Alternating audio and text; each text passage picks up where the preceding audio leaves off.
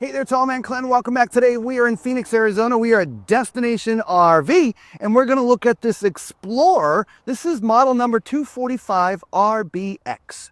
Let's take a look.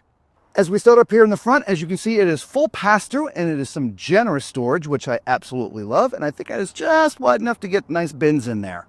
You do have manual stabilization jacks throughout.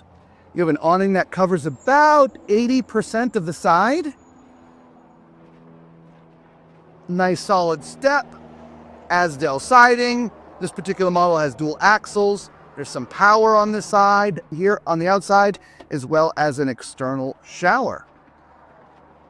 Moving around to the back, your freshwater connection is here. You can see you also have your spare tire mounted out here where it's easy to get, and you are pre-wired for if you're on backup camera. And I do not see hookups for any sort of ladder to get access to the roof. Coming around to the other side, your sewer connection is down here. Your main power connection is also right here as well. As we get up to the front, this is the other side of your full pass-through storage. It's actually locked, so we can't get in. So let's take a look at the numbers instead. This has a gross vehicle weight of 7,550 pounds and has a cargo carrying capacity of 1,995 pounds. Moving around to the front, we've got an electric jack to get it off your tow vehicle, two 20-pound propane tanks, and a spot for a couple of batteries. There's also a quick connect if you want to do a solar. So that's kind of neat as well. And your battery disconnect was also down there. So that's it for the outside. Let's go look at the inside.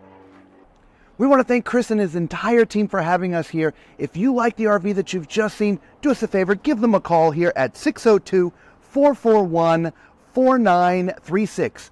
And make sure you tell them the Tall Man sent you. All right, so as you walk in, it is very spacious.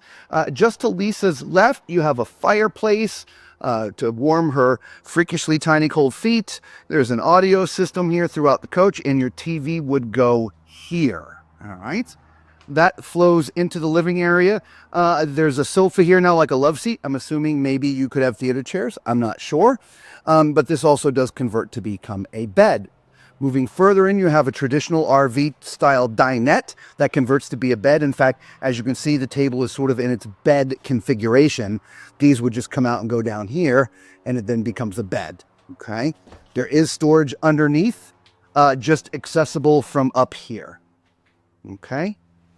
That flows across into the kitchen. Yeah, so you have a decent countertop space here behind your sink. You do have a large single basin sink and a tall faucet. We've got a nice 3-burner stove. We've got an oven. We've got a microwave and our refrigerator. Now, there's plenty of cabinetry around here as well. It's 12 volts. That is 12 volt. So you've got cabinets above your sink next to the microwave, as well as we've got some storage space underneath the sink and a couple of drawers here. Yeah, a couple drawers right there. Mm-hmm. Nice.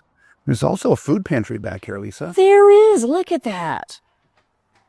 And it's pretty deep in there, so you could store a broom in here as well.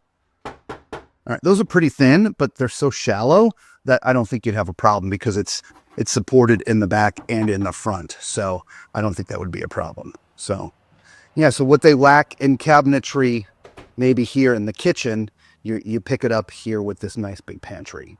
All right, so that's that. You know what time it is.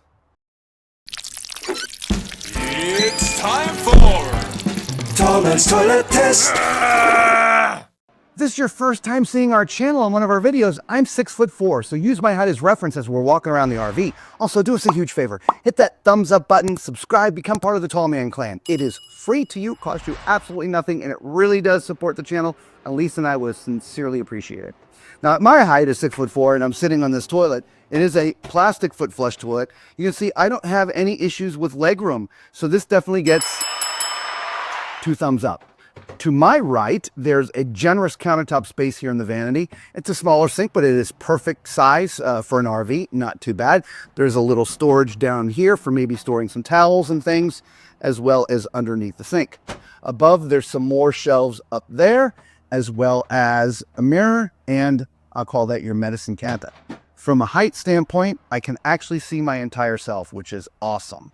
All right. Moving into the shower. It's a standard 36 by 30 RV shower, which I absolutely love. All right, so there's plenty of room and space in here. My head is up in the bubble. Now, I can't go too far, but to be honest, there's no place to really go in here anyway, so you're just standing here and maybe bending over to rinse your hair. The screws are recessed, which I absolutely love, so if I do happen to hit my head, I'm not going to scratch it on one of the screws. There are 3 shelves in here, and you see you have a curtain here. I prefer the retractable door myself. We did a whole video on retractable doors. It's our favorite. Outside of that, shower's good. Let's go up and look at the bedroom, Lisa. All right. 2 ways into the bedroom. We got a left entry and a right entry. So I'll go on the left, we'll let Lisa go on the right. All right, so what size do you think this is? I think it's an RV queen. You think it's an RV queen? I just went to grab my tape measure, but instead I grabbed my microphone pack. So. But you're not going to be able to measure that. I'm not going to be able to measure with that. All right, we are... Oof. Yeah, 58 by 74. Yep, an RV queen. Yes. So the reason why there's 2 entries in here, as you can see, if Lisa pans the camera down, the mattress is basically touching this little wall here. So you can't walk around to the other side. You have to actually leave the bedroom and come in this side that Lisa's standing. That being said, from my height, this is going to be problematic for me. You see my feet are touching down there at the bottom, and my head's basically touching up here at the top. So at my height is 6'4", I'm not going to be very comfortable in here trying to sleep like this. If you curl up into a ball, it would be all right. But if you sleep extended straight or on your back, you might have some troubles. Okay. At 6'4", that is. Let's take a look underneath. There's probably storage underneath here. Yep. There's pistons, which are great. The bed is lined with cabinetry. I'm assuming that one in front of Lisa, there's hanging. Yep, there's hanging on my side. And hanging on my side. Yep, and then up top, this is a complete pass-through, so you have access all the way through. Hello, everybody.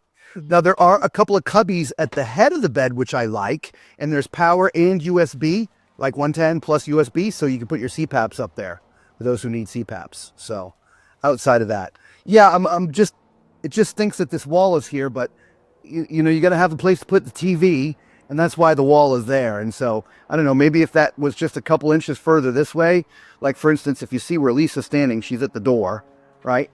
If they had just moved this just a few inches further this way, it might leave at least a place, you know, here for your feet to go down. So, yeah. Or you could even, you know, at that point, maybe even put a residential queen in there, because I think you've got enough space. Well, but it would be 80. That's only 74. Yeah. We're not picking up 6 inches. Got it. I don't think you'd want to move this 6 inches. No, If you move probably not. 6 inches would put it right here at the door. Yeah. I don't know. You could. But anyway. All right. Let us know what you think of this floor plan, guys. Leave in the comments below if that bed is going to be a problem for you if you're tall like me. All right. Until we see you again on the road somewhere, be safe.